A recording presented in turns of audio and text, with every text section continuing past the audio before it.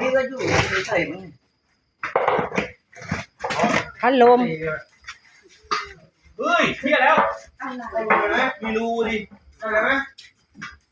เฮ้ยอยู่ว่าเอาไง เอาหมดแล้วเนี่ยแต่ว่าหัวมันอยู่ข้างใน ชิบหายแล้ว ตีหลังให้นะ ตีหลังเลย เอาเดี๋ยวมาตีนี่ตีเลย เฮ้ยมาเอาตีหน่อย เอาไม่ตีละ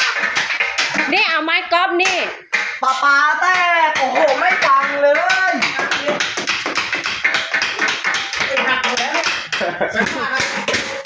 ปลาเนี่ยท่อปลาเสร็จ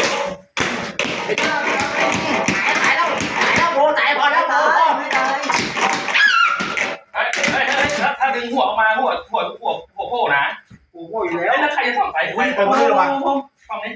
พี่ดึงไง เนี่ยก็บอกแล้วว่าอีตัวเนี้ย ตัวประมาณแล้วเนี่ย ใช่ เอาโบที่มาก่อนนะ ครับ แล้วคนส่องไฟกูไปไหนล่ะตีหัวออกแล้ว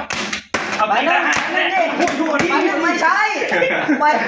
หนึ่งนี่ พี่โบค่อยๆนี่ออกมา ไป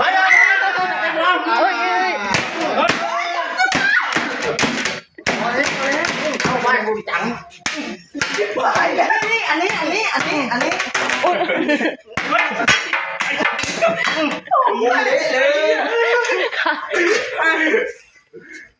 โอ้ยเลยหัวอยู่นี่ ไปเลยไปหัวเลยแล้วมันตายแล้ว ได้งูไง งูเห่า เชื้อ เฮ้ยเดี๋ยวแล้วเฮ้ย เชื้อกระเด็น งูอะไรสรุปแล้ว เห่า ก็บอกว่างูเห่า